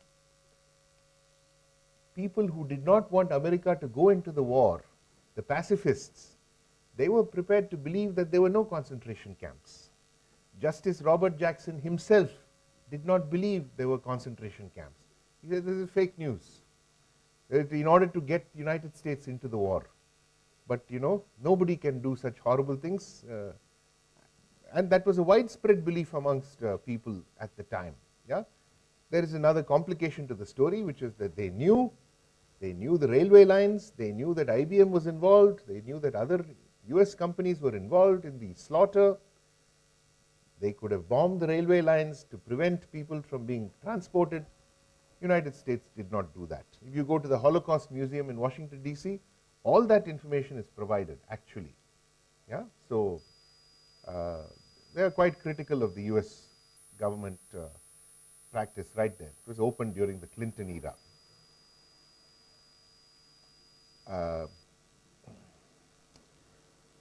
Let me move to the next slide. Yeah, let's scroll back to the past. Michel Foucault. You may have heard of this text, Discipline and Punish. Yeah? It begins with this torture scene, 1757, a regicide, guy who had tried to kill the king. He was the public spectacle of his torture, right? And the gruesome torture that happened, and large crowds assembled for picnic to enjoy the spectacle, right? To enjoy the spectacle of committing violence against a criminal who had committed the gravest of crimes, which was to be a regicide. So Foucault asks, what happened? This is civilized Europe. What happened? 1757, by, within a few years, this is stamped out from memory. We can hardly believe that we are reading this. What happened? Can I pose that question to you? What do you think happened? Between 1757 and let's just say 1789, French Revolution, then democratization, something else happened. What was the process? What was the process that's happening here? Where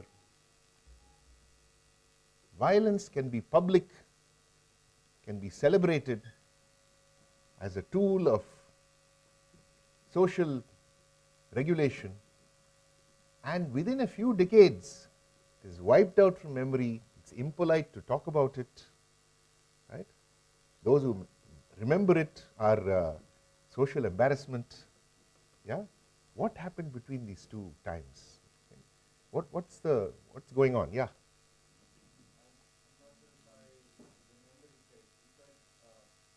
I mean, one is of course the development of the panopticon prison that changes how we look at punishment. Yes. The other, I think, I don't know if it's this or something else, but the idea of pamphlets being distributed that make the person who's being tortured publicly a martyr. So the relationship between what is punishment and what is a hero and who is a martyr kind of changes. So I don't know if it's exactly all related. It's all related. So let me try to insert a new slide. How can I do that?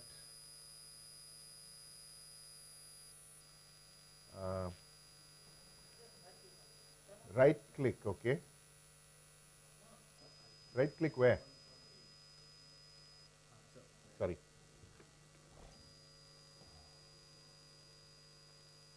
Yeah, right. So what happens to explain this? We have Norbert Elias. It's a book called Civilizing Process. Civilizing Process.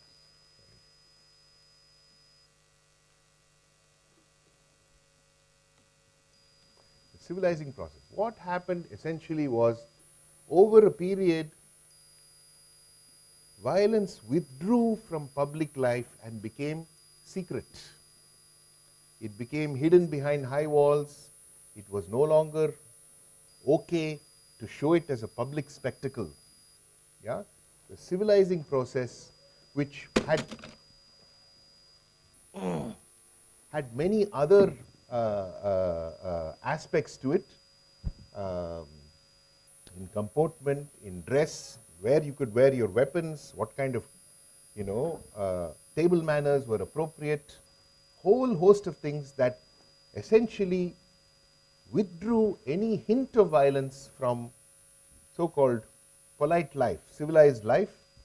It was to be, but you cannot remove violence. Every society depends on So it became secret, and that is where Michel Foucault goes to the panopticon. Says now a different method of social regulation arises where you are able to surveil, you are able to examine, you can control by surveilling, just by keeping your prisoner under total scrutiny, examining every move they make, making sure that they behave properly, they do not behave improperly, right? That's the panopticon, this new prison that he designed where everyone is subject to permanent surveillance.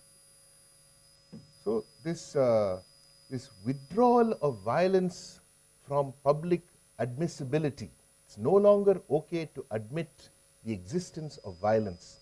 That is part of the development of a liberal society, you can say. It's this idea that we are all in a consensual relationship with each other, that we are not subject to coercion, it's free labor, I freely give you my labor, I sign a wage contract, you pay me the wage, I do the labor for you. Pure freedom. There is no feudal coercion that you have to, your children have to work, your grandchildren have to work, nothing like that. Right? Individuals are relating to each other in spontaneous harmony. That became the new way of understanding how society functioned. Yeah? And yes. Yeah, so that is, I think that's the hardest thing to locate. We can say that many things happened, and when we look at it from a distance, you can see that in this period, violence was okay. In some decades later, it was no longer okay. Many changes are happening that stimulated it. It's very hard to say what was the catalyst. Many catalysts, arguments. This idea of free trade was very important. Yeah, this idea of free trade, that China, for example, other countries, they are not opening their doors. We are not able to trade our goods. And so they built up a mythology about freedom and free trade, yeah, which went together with no violence. Your interest, my interest, they meet with each other. Your interest is served, my interest is served, everybody is happy. Why are you preventing it? You are breaking a law of society. So I am justified in changing your attitude by any means necessary. Yeah, so this kind of, so that was 1900, the Opium Wars, etc. Yeah, sorry. Right. So this is what I am saying, that there is no category of media until the mid-20th century. So we ask, what is the media in the 18th century? What is the media in the 17th century? What is the media? No media, the category arises as a proxy of American power in the mid-20th century. Before that, it does not exist. Nobody can think that all of information is coming through some portal that you can name and say, media is doing this, media is doing that. Such a thing did not exist. So that's the hardest thing to understand. We assume media must have been there from the Stone Age. Okay? Now we can talk about Plato, we can talk about the Republic, the allegory of the cave, important things to be said in that regard. Okay? But that would make our conversation too long if we don't have the time for it.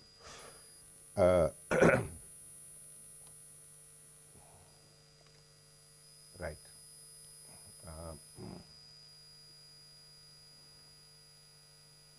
Yeah, this is a quote from the book, from the text that we read, that they were hesitant to show the pictures and they celebrated their race, right? Aryan race is the greatest race, etc. But they could not communicate that very effectively through media, right? They, of course, they had Leni Riefenstahl, they had, Triumph of the Will. There's one slide that I've got here of right, Festival of Beauty of the Olympics, all these bodies in total alignment with each other, kind of a human machine with everyone doing their part, etc. But it did not do enough to cultivate this idea of Aryan supremacy. So the only recourse was to demonize the enemy, the Jewish people. Yeah, so that's what they did. This is what Siegfried Kracauer says. Yeah, but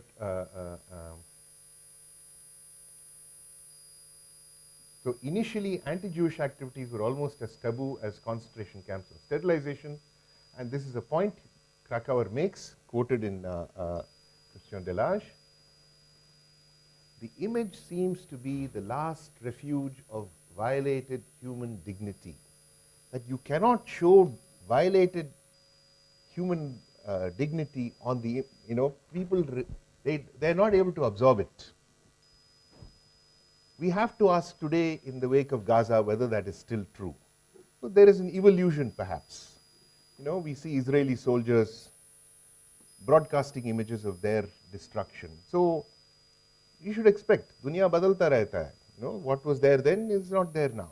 Things are, but that's still a valuable observation that at one time you could not show images of atrocities without a backlash, right? And I'll come to this again later.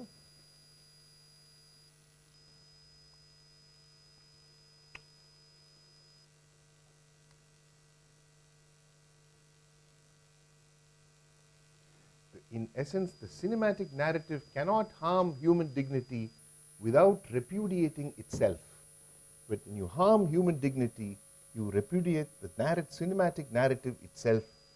Perhaps today we are at a time where, at least in some places, you can repudiate human dignity because they are not seen as human at all, which is, arguably the case for the Israeli attitude.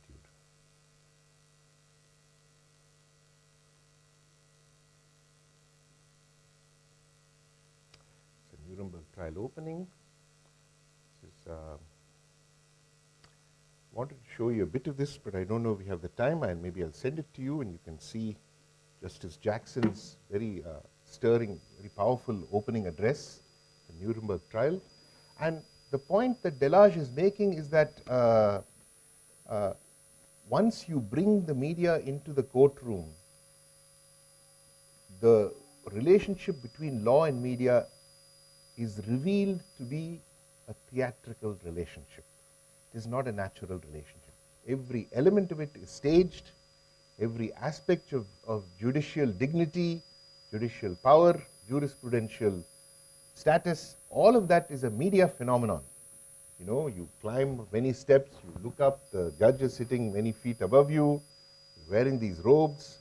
In India, the High Court, a guy will be carrying a silver staff, thumping it on the floor. I mean, just many, many signs of this is no normal person, some very different kind of person, yeah? And structuring the courtroom for maximum cinematic effect, right? So here, the distinction between what is real and what is staged. What they find is that when it is staged, they get a more realistic effect. Okay, in other words, the distinction between real and artificial is being blurred to a great extent. It's about what you desire as reality. That becomes the guiding point here. Yeah, this is one of the very few photographs of actual killing of Nazis that we have. Just to say, very, very, very few images were made available. This is one of them. It is discussed in a book by Georges Didi Huberman, and he talks. The whole book is about basically 4 photographs of these atrocities. Here is another quote from Christian Delage about when they opened the gas chambers, what they saw. Yeah. And the point here is, one must imagine. This is the point, that what is the role of the imagination in conveying some idea of truth? Now, it has been said, seeing is believing. That when you see it, it is true. But in fact, what we find is that there is a role of the imagination in building our sense of truth, which you cannot eliminate. In fact, when you imagine it, it is more powerful. When you see it, it banalizes, it trivializes, it brings in doubt. Whereas if you're able to imagine it, it can be infinitely more powerful. Yeah, so this is a question of art and artistic effect rather than naturalistic representation, right?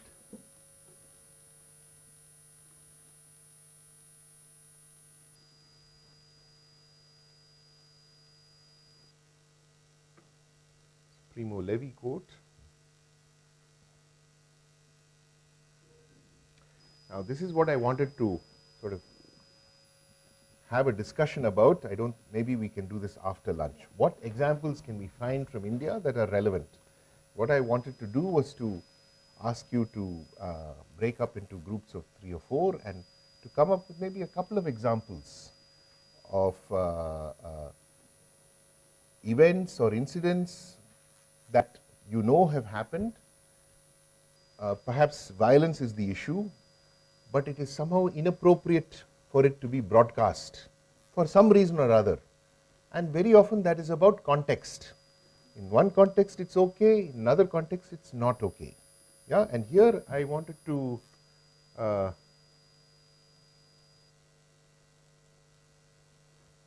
show you this picture. Well, let's see if I can I click it, right? Why is it not coming? Sorry, I seem to be a technological peasant from United States.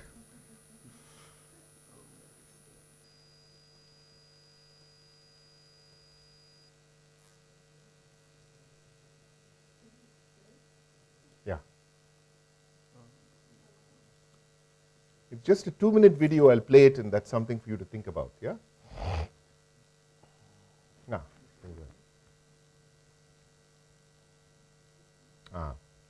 3 minutes. And volume? What's the volume? Maybe lights?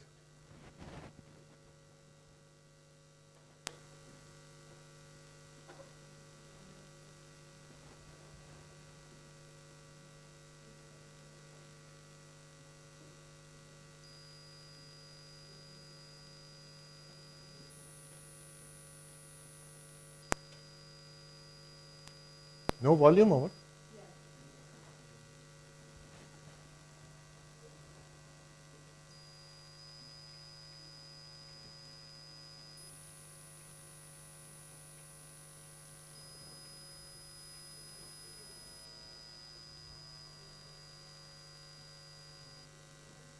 Basically, Kutubuddin Ansari is saying, I was very angry that this image had been taken, because when people saw it, it became so famous, nobody would give me a job. I became unemployable. Why did this photographer take the image and ruin my life? Yeah, so get a sense of the context there, because elsewhere it was seen as something else. Anji.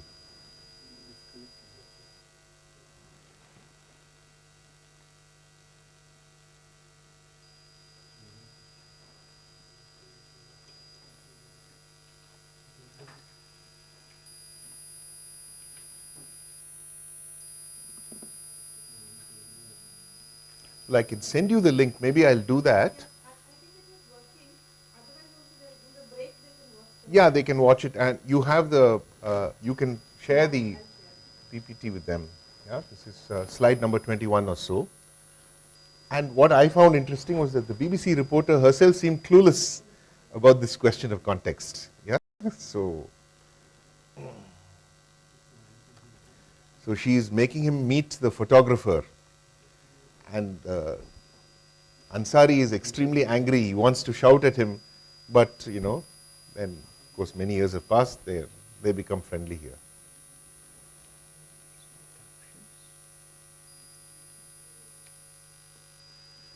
Anyway, so I think we're not.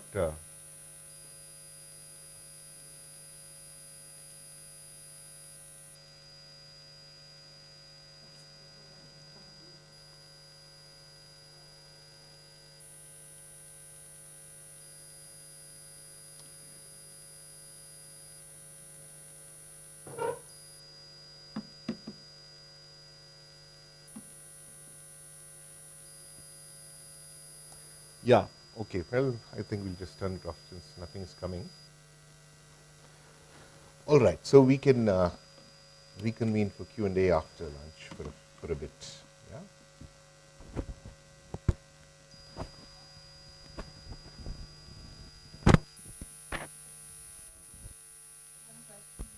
Yes.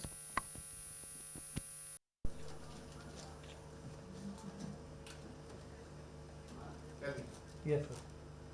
Sir, post, I just want to go back to the first session, the morning session, when we are talking about the free flow of information, where in the UNESCO division was made.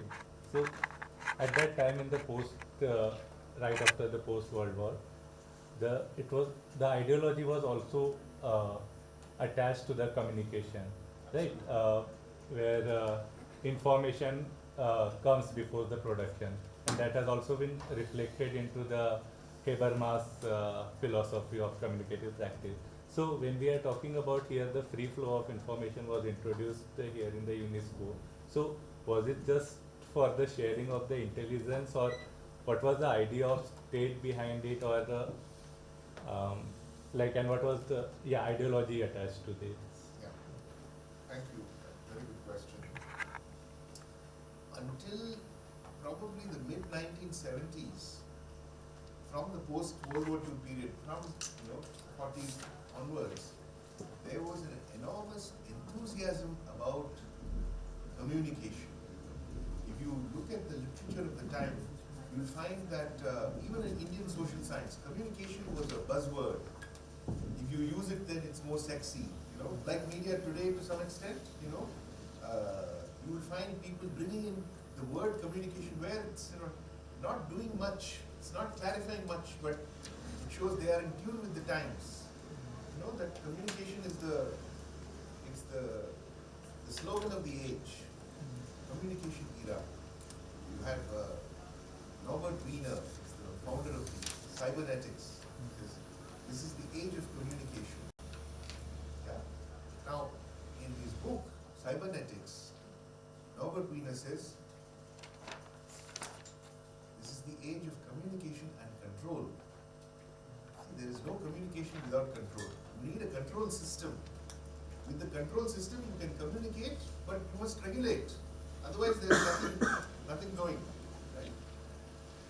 But the ideology of the time eliminated control and projected communication as if it could solve political problems. And here we can remember, this was the era of panic about another word which sounded very similar. It has the same word root, communism. Communism, communication, the same word, communicatio, Latin, participation, sharing, etc. Yeah? So, in retrospect, we can say it was a brilliant ideological tactic. If they were thinking that clearly, who knows, maybe it was an accident. I think they were very, very incisive. That by seizing on communication, they were saying something that the communists had no response to. The communists seemed to be, in that domain, they seemed to be backwards. In other domains, communists were the social justice, people's power, democratization, human rights. They were the ones. And the capitalists were the laggards. With this communication, they made it a weapon, and it was a very powerful weapon for them, because there was a willingness to be optimistic that in the post-World War II era, we've defeated fascism, and that was the good war. Everybody had to agree. Nazism is bad. We defeated the Nazis. We must be good. We are now in power. So there was a kind of domino effect, you can say, yeah, that conspired in rendering communication into a very powerful ideology.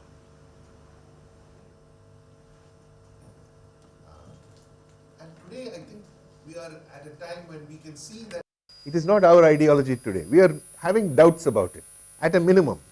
That we can see that it's not all good. That creating problems. We don't know how to deal with those problems, but more communication is not the answer. I think that we understand. Yeah.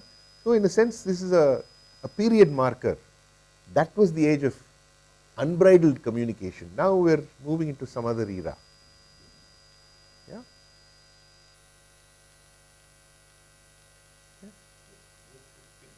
Yeah. Like Ambedkar also has wrote, sir, in I think Annihilation of Caste only, like how democracy and communication, like how communication is required for the democracy and all. But right now we are also at that time where I think never in the history there has this much communication was happening, of course, due to the technology and yeah, like you said, too much communication is not sir, it's You need control. It's the other, it's a pair word. You can't have communication without control. See, the thinking underlying cybernetics is that there is a system. We can treat all things as part of a system, and if you do that, you can map information flows, you can map energy flows, you can map flows of power and regulate it, and so that kind of the flow chart, the diagram, it arrives from cybernetics and it comes into every field, from management to social science, every field, right? This idea that you can model and map human society through this diagram of flow of power, flow of information, flow of energy, regulate the inputs, modulate the outputs, deal with noise, that idea that you have a systemic idea that you can apply to the world, which requires both communication and control. By removing control, it was falsifying the picture, actually, falsifying the picture, right? Because they kept control for expert adjudication. It was not for popular consumption. Yeah.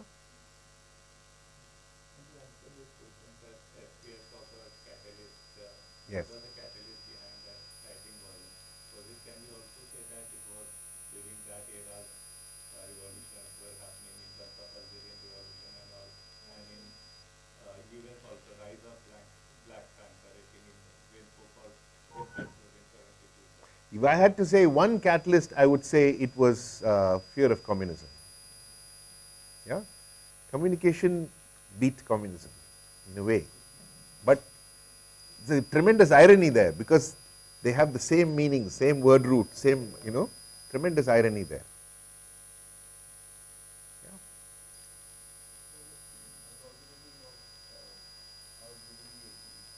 Sorry, speak up a bit.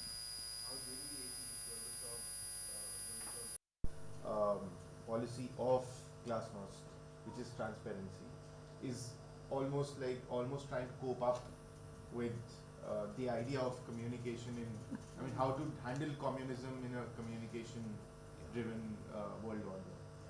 So, but the tragedy was, in a world that had already been colonized by the American ideology of free flow, glasnost was sure to lead to the death of the Soviet Union. Right? So that's the kind of irony, that they had created a system where any country that resisted them should fall. Yeah, would be labeled as authoritarian, anti-democratic. They were on the hit list, so to say.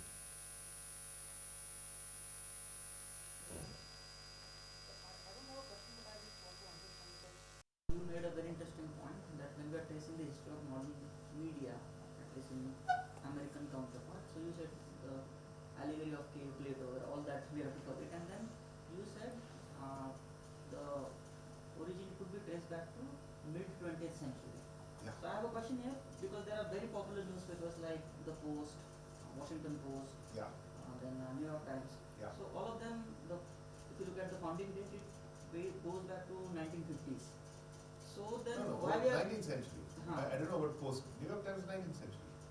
So then why we are kind of You are taking position that you are starting it from mid 20th century, means almost 1950 post second. No, you're pointing to specific media.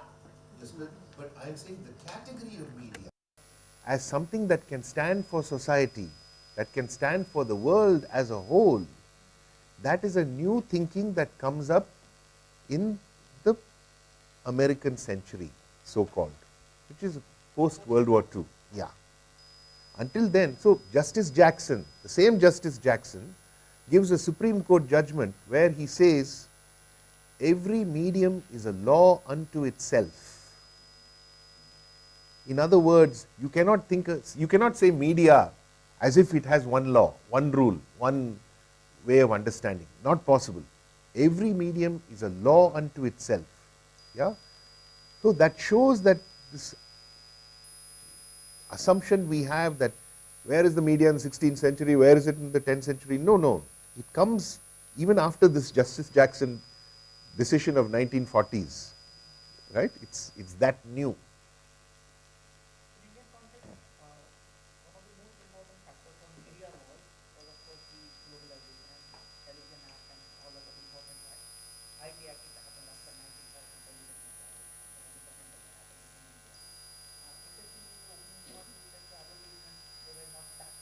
Yes, yes. What were some of the factors which were responsible for the foundation of American media laws, and what were some of the important features which kind of made the administration to rethink about the policy?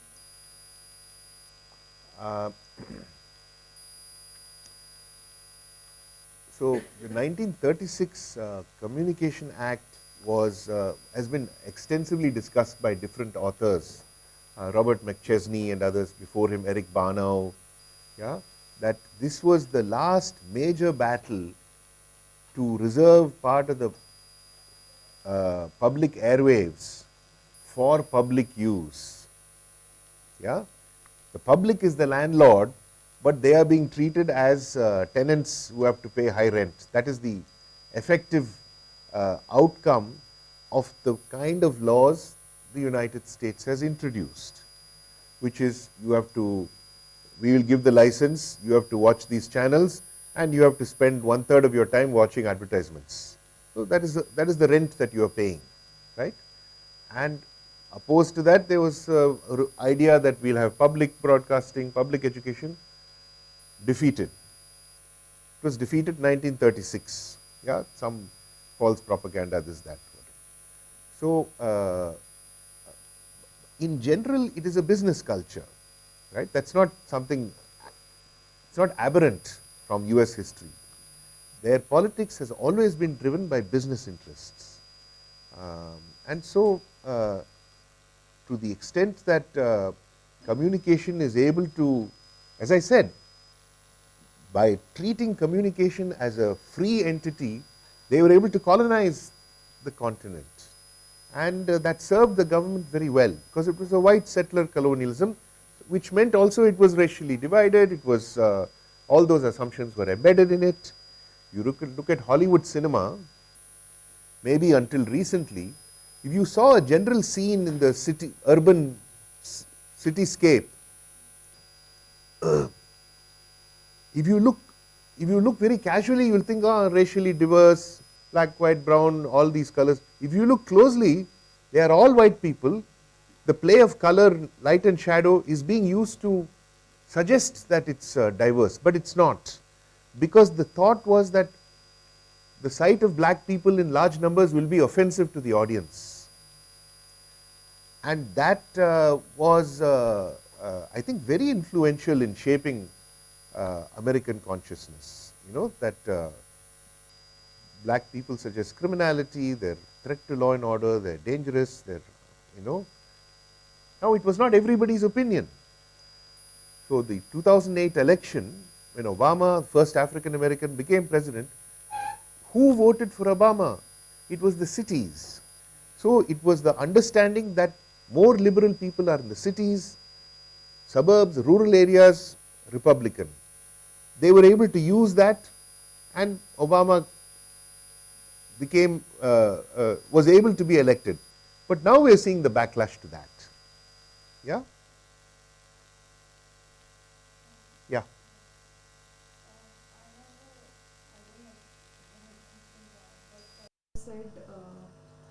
that one must imagine, that was the quote, right? Yes. Imagination building the sense of truth. So Yes. so I was just wondering, how do we look at it methodologically? Yeah, that's why I said it's a matter of art. Basically, the introduction of visual medium or films as evidence and its intersection with the law. We saw with the law and the theatrics of it, right? So I'm just wondering, how do we actually look at it? So as I said in the one of the previous slides, and this is from Habermas actually, that law is between fact and norm. Yeah, and media is between perception and reality. In that sense, law and media are structurally analogous or homologous. And you know, what law is doing between fact and norm, media is doing between perception and reality. Now, none of these are fixed entities. Norms are changing, right? Norms are changing. First, violence could be celebrated if it was the right kind of violence. Then it had to go into secrecy, into hiding, because there was this idea that we are in a liberal society, no coercion, only consent, we can operate purely by consent. Clearly today we are moving into another domain where violence is needed, and it is being worked out. How violence, where violence, for whom violence, what will be, that's where we are, which is a question both of media and of law. It would be wrong to say, no, fix the media. No, it's a historical process. It's a historical evolution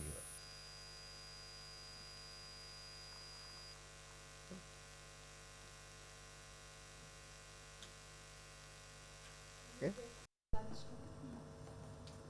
We'll resume back maybe after an hour. 2:30.